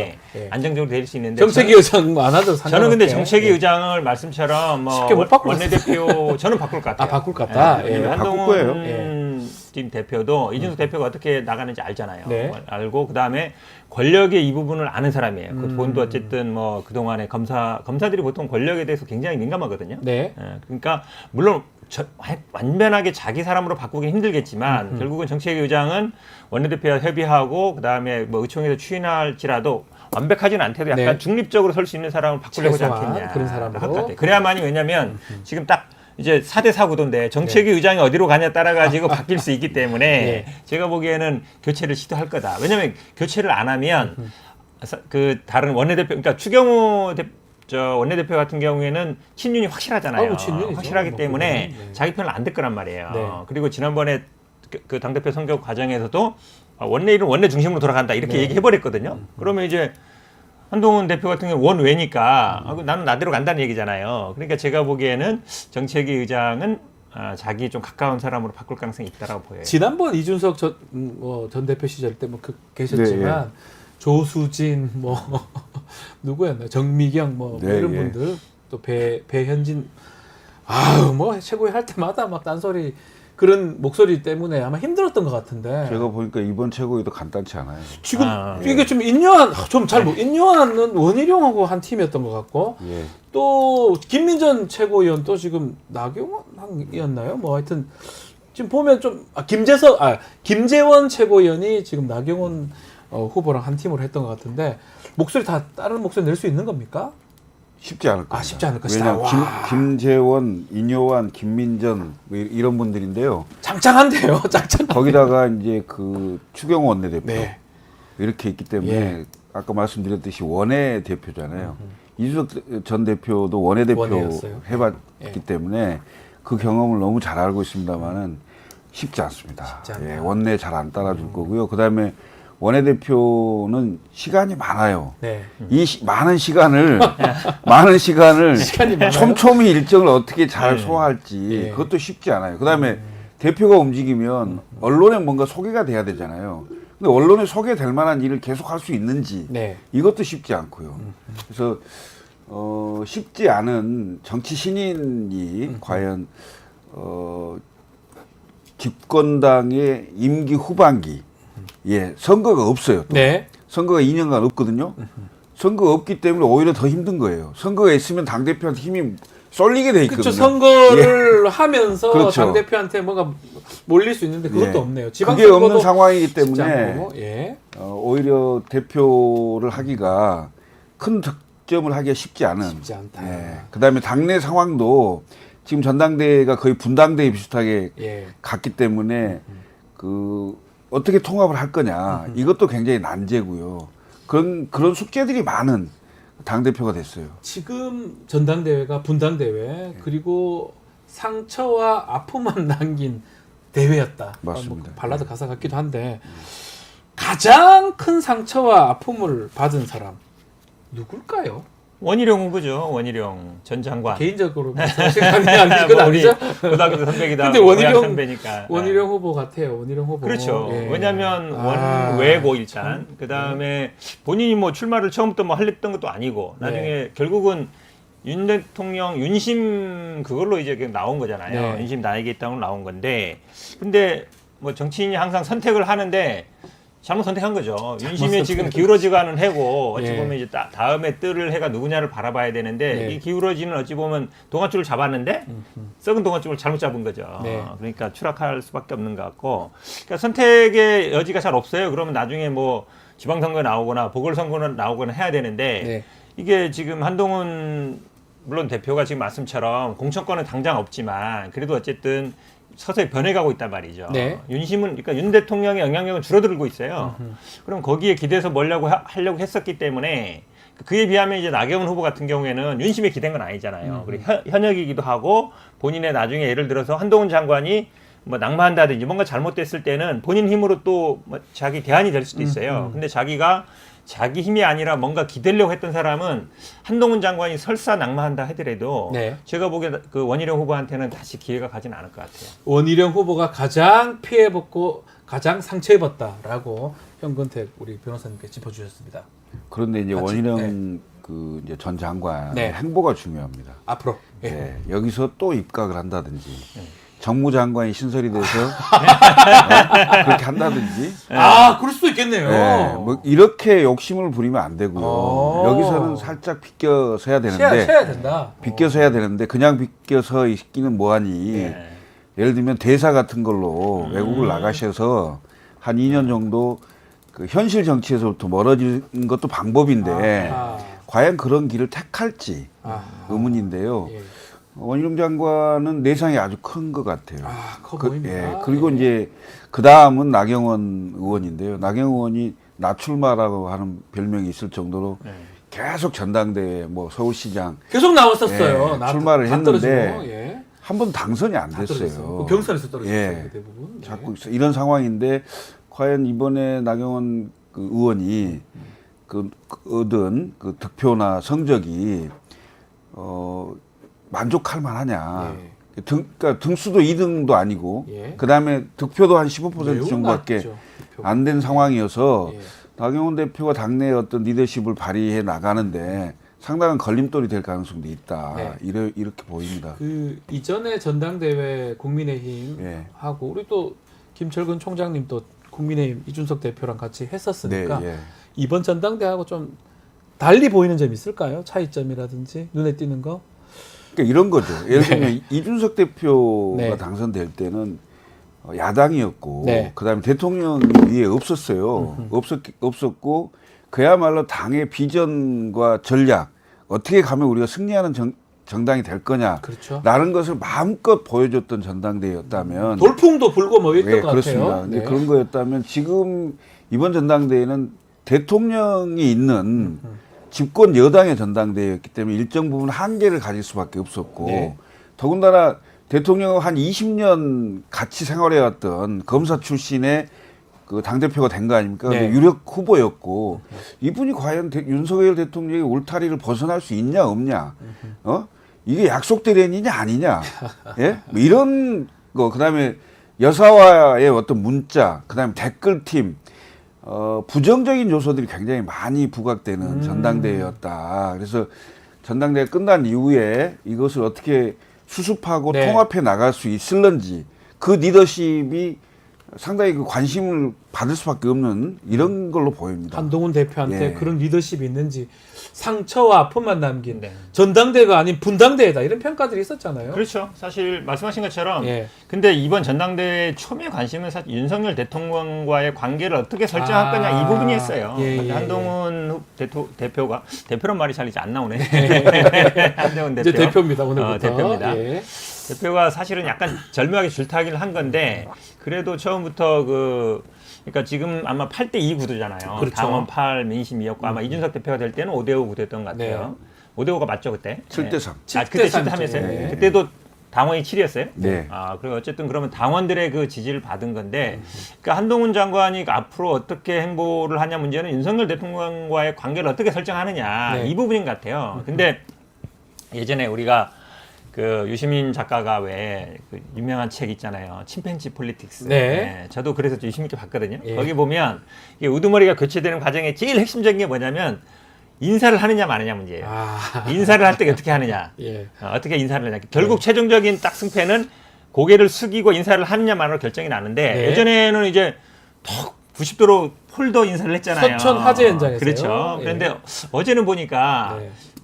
꼿꼿하게는 안 숙이더라고. 약간 살짝 애매하게. 애매하게. 근데 숙이긴 숙였어요. 느낌다. 약간 예. 숙였는데, 그러니까 이제는 내가 조금 더 맞설만해 이 정도거든요. 이게 수평은 아니죠. 대통령이 네. 지금 위에 있는데 약간 이제 도전하는 정도의 자세이긴 하지만 아마 한동훈 지금 대표가 윤석열 대통령에 대해서 과연 결국 핵심적인 거는 이제 최상병 특검법이라는 이걸 어떻게 그렇죠. 하느냐 이제 문제인데, 앞으로 그게 더 문제겠죠. 그게 문제인데 저는 일단은 원외고, 그다음 에 본인은 뭐 하겠다고 하겠지만 원내에서 뭐 추경호 대표가 아니 뭐 이건 우리가 못합니다. 아니면 이건 뭐 좀 야당이 반대하고 있습니다. 뭐 이래 버리면 안 되는 거거든요. 그렇죠. 그래서 아마 제가 보기에는 한동훈 대표도 권력의 이 목표가 이제 결국은 내년 9월까지이기 때문에 뭐 공천권 행사할 것도 아니고 네. 본인 일단 생존이 우선이에요. 제가 그렇죠. 보기에. 예.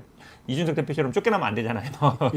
그러니까 적당히 저는 타협하고 갈 가능성이 타협할 높다고 것이다. 봐요. 예. 윤석열 대통령 얘기 좀 했는데 같이 한번 답변 좀 해주십시오. 전당대회 어제 왔던 모습. 근데 왔다가 인사도 인사지만 조금 빨리 자리를 떴어요. 보통 다 대통령들은 와서 축사하고 가는 거죠. 아. 예. 통상의 관례 비슷한 겁니까?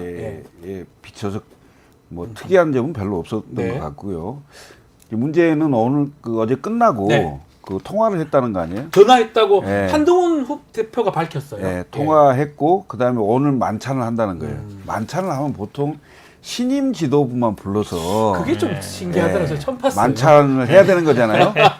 예? 그다음에 그 시간이 야, 좀 걸리더라도 참, 예를 들면 당대표가 새로 선출되면 바로 네. 가장 먼저 하는 게 인사거든요. 네. 예. 보통 비서실장, 대변인, 사무총장 그치, 그치. 이 정도는 인사를 하고 그 신임 지도부를 불러서 힘을 그렇게 실어주는 맞는데. 게 보통의 그 그치. 하는 형식이잖아요. 근데 바로 다음 날 만찬을 해요. 예. 근데 전 현직 지도부와 낙선자 떨어진 사람까지 다 포함해서. 예, 출마자들 전원을 불러요. 그러면 그 숫자가 엄청나게 많을 그렇죠. 거 아니에요. 예. 대략 한 30명 남짓은 될 것 같은데 이게 참. 그분들을 같이 만찬한다. 이건 신임 지도부에게 힘을 실어주는 만찬이 아니고, 예, 그냥 안 할 수 없는 통과 의례 비슷하게 안 할 수 없는 그냥 그 상견례 이런 식의 것이 된 게 아닌가. 네. 그래서 저는 이 모양 자체가 되게 웃기다고 봐요. 바로 다음 날 그다음에 전현직 지도부 낙선자까지 포함된 다 포함된. 출마자 전원. 이게 뭡니까? 이게 주는 메시지가 뭡니까? 그 메시지는 저는 그렇게 예? 보여요. 이게 결국은 원오브 됩니다. 당신은 당직자 중에 한 사람일 뿐이야. 아. 수많은 당직자 중에 한 사람일 뿐이고. 당 대표지만 너는 한 명이다. 한 그치, 명이다. 당대표 별거 아니야. 당직자는 야. 언제든지 바뀌고 우리는 이렇게 비대위원장도 있고 전직도 있고 있어서 뭐 당대표 됐다고 크게 허튼 소리 하지 마라. 네. 이런 메시지 주는 거예요. 그다음에 먼저 나간 것도 이거 보통은 아마 결과 발표 보고 박수 쳐주고 저는 환영해주고 그렇게 알고 있는데 이게 정상이지. 근데 아마 먼저 나갔다는 얘기는 어느 정도 이제 알았다는 내용을 거죠. 알았다는 얘기잖아요. 알았다는 굳이 내가 축하해주기 싫거나 네. 아니면 그 발표했을 때 기자들이나 카메라들이 그렇죠. 윤석열 대통령을 다 비출 거란 말이죠. 그때 이분이 또 표정을 잘 못 인상이 드러날까 봐. 인상이 약간 썩소를 지을 수 있단 네, 말이죠. 네. 이제 그런 게 싫으니까 나가버린 거죠. 그렇게 본다 그러면 제가 보기에는 그다음에 대통령실에서 별다른 메시지도 없었던 것 같아요. 네. 환영한다든지 뭐 잘해보다든지 그런 거 보면은 썩 탐탁치는 않은 거죠. 네. 원하는 사람이 안 된 거예요. 그러니까. 그건 확실한 거죠. 아니 그래도 의례적으로라도 뭐 인사는 이렇게 해야 하는 게 되는데. 맞지 싶은데. 자, 국민의힘 전당대회는 이렇게 막을 내렸습니다. 이제 관심은 또 민주당 전당대회 가는데 당대표 선거는 뭐 이재명 대표가 좀 앞서는 또 90% 받는다고 하는데 근데 그 말은 거기는 한마디 해야 되겠더라고. 내가 보니까 네. 무슨 공산당 선거도 아니고 이 정도 그립감이 있고 예? 당이 이재명 대표를 예. 그 지지하는 상황이라면 이재명 대표는 나올 필요가 없는 거지. 알겠습니다. 안 나와도 되는 건데 나와갖고 일극 체제가 완성되는 것처럼 국민들에게 꼭 그게 확인돼야 될 이유가 뭐가 있냐 이거죠. 알겠습니다. 최고의 선거로 넘어가요. 네. 당대표 얘기가 저희가 준비가 좀 이따 돼 있기 때문에 저기 지금 저희 민주당 쪽은 최고위원 선거가 아주 관심을 두고 있는데 특히 정봉주 후보가 원외인데요. 유일한 원외인데 1등을 하고 있습니다. 어떻게 봐야 됩니까? 야, 지금 이게 사실은 참- 말씀처럼 네. 당대표 선거는 별로 관심이 없어요. 사실은 예. 정해져 있으니까. 근데 이제 모든 선거의 관심은 약간 의외의 인물이 나오거나 이럴 때 관심이 제일 그죠? 많거든요. 예. 정봉주 아시겠지만 원외고. 원해줍니다. 근데 지금 처음부터 제주에서부터 1등을 했어요. 거의 20% 육박, 19% 이상인데. 2위하고 차이 많이 납니다. 지금 네 군데, 5군데 정도 했는데 예. 계속 1위예요. 예, 예. 그 지지율도 거의 20% 이상 나오고 있어요. 계속. 그러니까 2등은 계속 바뀌고 있거든요. 예. 바뀌고 있는데 그렇게 보면 굉장히 의외의 결과로 보는데 사실은 저는 사실 어느 정도 조금 예측을 했던. 아, 그렇습니까? 예, 제가 그 전에 이제 방송 어디 언론에 인터뷰 유튜브 나가서 예. 1등 할 것 같다 이런 얘기를 했었는데 왜 그러냐면 지금 최고위원들이 대부분들은 다른 분들은 내가 뭐 이재명 대표하고 친해, 뭐 이재명 대표하고 뭐 어떻게 할 거야 이걸로 다 하고 있거든요. 친명이다. 내가 친명이다. 네. 이재명 픽한 사람이다. 그렇죠. 그 얘기를 하더라고요. 나머지는 7분 다 그래요. 예. 근데 정봉주 후보만 나는 거래가 싸울 거다. 아. 그리고 나는 뭐 윤석열 대통령과 잘 싸울 거다. 이런 얘기를 했는데 결정적인 건 뭐냐면 정봉주 후보는 내는 옛날에 싸웠다. 구속도 네. 됐었다 이러면서 예. 옛날에 감옥에 있던 사진 딱 넣었어요. 감옥 사진요. 이거는 이제 MB 때 감옥 사진. MB 때 감옥 사진. 과거에 입증된 거예요. 다른 후보들은 앞으로 잘하겠다. 네. 앞으로 싸우겠다는 거잖아요. 옛날에 잘 싸웠다. 나 이게 실증했다. 네. 라는 것과 앞으로 잘하겠다. 잘 싸우겠다는 거는 다르잖아요. 네. 예, 그런 면에서 제가 보기에는 결국은 야당은 집권 세력과 얼마나 잘 싸우느냐 이걸로 평가하는데 그 부분이 제가 보기엔 좀 평가를 받는 것 같아요. 어떻게 보시면 원외 인사가 이렇게 돌풍을 일으킨다. 예. 전 두 가지 같아요. 하나는 정봉주에 대한 동정심. 동정심. 예, 네. 그동안 원외에서 굉장히 고생을 많이 했잖아요. 더군다나 지난번에 공천 과정에서 석연치 않은 이유로 공천을 받았는데 네. 받았어요. 예. 경선 근데 통과했는데 강북. 받은 건 예. 아니고 경선은 이겼죠. 예, 근데 공천이 취소된 상황이었잖아요. 이제 이런 것들이 좀 반영이 된 것 같고 그렇죠. 또 하나는 당내 선거는요 역시 강경한 입장을 주장하는 사람이 유리합니다. 아, 입장이 예. 확실하다. 예. 정봉주 후보가 예. 가장 강경파일 거예요. 예. 탄핵을 주도하겠다 뭐 이런 얘기를 막 하고 네. 그런데 가장 반응을 잘하는 게 민주당의 강경파들이죠. 사실은 당내 선거는 강경파에게 소구하는 것, 네. 강경한 입장을 내는 게 가장 득표력에 도움이 되는 거거든요. 이게 본선이 아니잖아요. 네. 예. 그런 두 가지 이유 때문에 정봉주가 1등을 끝까지 하지 않을까. 끝까지 그렇게 예측하십니까? 예, 끝까지 하지 않을까 이런 생각이 들어요. 아 근데 저는 뭐 김민석 후보라든지 뭐 쟁쟁하잖아요. 그렇죠. 뭐 전현희, 네. 뭐 한준호, 이현주, 김병주 뭐 등등인데 이른바 명픽 후보들 네. 이분들이 별로 좀 힘을 못 쓴다 이런 얘기가 있습니다. 이거 어떻게 봐야 됩니까? 그 중에 이제 제일 핵심이 이제 김민석 의원이죠. 김민석 의원이 제가 잘 사위인가 그러니까요. 지금 턱걸이죠, 뭐, 턱걸이. 턱걸이가 있어요. 턱걸이에 왜냐면 지금 쳐져 말씀하신 쳐져 명픽이 있어요. 이재명 대표가 그 차에 태워서 예. 인터뷰하고 또 가면서 아유 왜 이렇게 표가 안 나와? 이래가지고 이제 그게 굉장히 이슈가 됐는데 한마디로 그러면 이재명 대표의 의중이 실린 게 아니냐라고 보는데 네. 사실은 많이 남았어요. 아직, 왜냐면 아직, 지금 예. 민주당의 지금 최고 물론 이 호남이 한 33% 정도 되고 당원 비율이 그다음에 수도권이 한 42%라서 70%가 넘거든요. 수도권 네. 호남이. 그러니까 결국은 호남에서 누가 선택받느냐고 굉장히 중요해요. 민주당 입장은. 네. 그 국민의힘이 TK에서 누가 지도받는 것처럼. 근데 아마 이번 주 이제 아마 부산 경남인 것 같은데 이게 아마 분수령이 좀 될 것 같기도 네, 하고 부산 약간 경남에서? 밴드웨건 효과는 있어요 예. 원래. 왜냐하면 초기에 딱 잡으면 그 다음에 가는 경향이 있거든요. 네. 근데 지금 그러니까 정봉주 후보한테 지금 비판받는 게 여러 가지 측면이 있는데 1번 일단 원해라는 원해다. 비판이 좀 있고 네. 그다음에 말씀하신 것처럼 약간 강경하지 않느냐. 그러니까 약간 이미지 자체가 강경 이미지다. 네. 그다음에 약간 과거의 뭐 막말이라든지 개인사적인 부분 이런 부분들도 있고 이런데 사실은 근데 전당대회의 이슈를 끌고 가고 있어요. 정봉주 후보가. 그러니까 대부분 이제 정봉주를 비난하거나 아니면 정봉주를 지지하거나 욕으로 날리고 있거든요. 저 국민의힘이 한동훈이냐 아니냐처럼 여기 최고위원 선거는 정봉준이 아니냐 이 얘기로 나오는 것 같아요. 그러니까 당내에서 막 그 정봉주 비판하더라도 그러면 결국 정봉주 안 된다는 거잖아요. 정봉주 그렇죠. 된다 안 된다로 가는 거라서 이게 정봉주 의원 후보 입장에서는 유리한 구도예요. 오히려, 지금 오히려 언론에서 본인 입장에서는. 비판하고 관심 가져주고 오히려 정봉주 되겠냐 안 되겠냐. 당내 사실은 현역 의원이라든지 이분들이 좀 뭐 물론 항상 이런 게 있거든요. 원내가 되겠냐, 강경하다 이런 데 있는데 아시겠지만 예전에 이제 낙검수로 굉장히 이제 유명했었고 그 다음에 뭐 지금 정청래 의원 같은 경우도 항상 그런 비판이 있었어요. 강경파 아니냐 뭐 근데 정청래 의원도 잘 했었거든요. 네. 그러니까 원내에서는 이제 거부감이 분명히 있고 그 다음에 뭐 강경파냐 아니면 막말 이런 것도 있지만 이분도 또 아픔이 많은 분이라 아까 네. 말씀처럼 여러 번 이제 낙마된 경험도 있잖아요. 네. 그래서 아마 조금 뭐 변화의 계기도 있는 것 같은데 그런 어떤 소구력은 좀 먹히고 있다. 관심을 받고 있다. 이게 긍정적이든 부정적이든. 수석 최고라는 뭐 직책은 없는 것 같은데 1등으로 만약에 최고인 된다. 그게 정치적으로 그렇게 부르는 건데요. 의미가 있습니까? 예, 제가 보니까 8명 중에 네.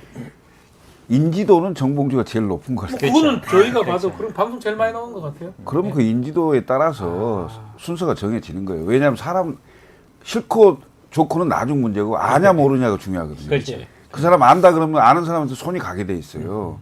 그럼 정봉주가 가장 유리한 구도인데 네. 말씀하신 대로 그 논쟁까지 더해지면 정봉주의 이름은 더 날리게 돼 있고 결국은 8명 중에 정봉주냐 아니냐라고 하면 정봉주가 되는 거죠. 그렇죠.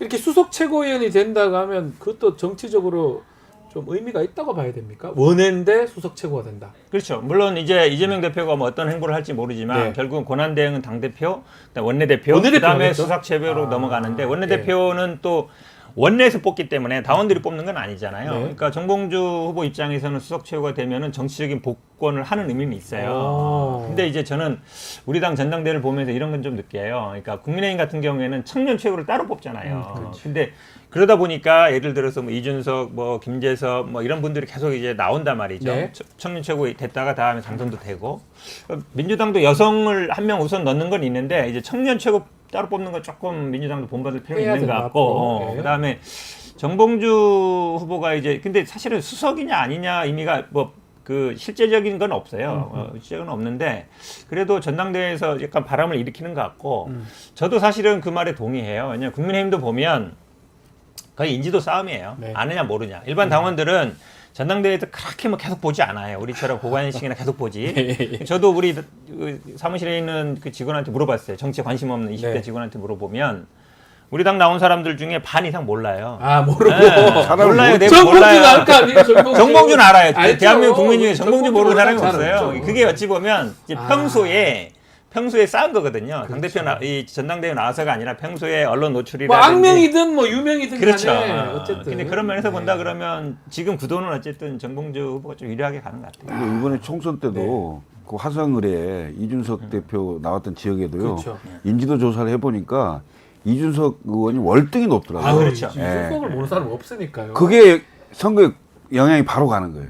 그러니까 결국은 정말 큰 차이인데 그걸 역전한 거잖아요, 사실. 그렇습니다. 뭐 여론조사 지표로 봤을 때는. 거기서 또 이준석 대표 띄워주네.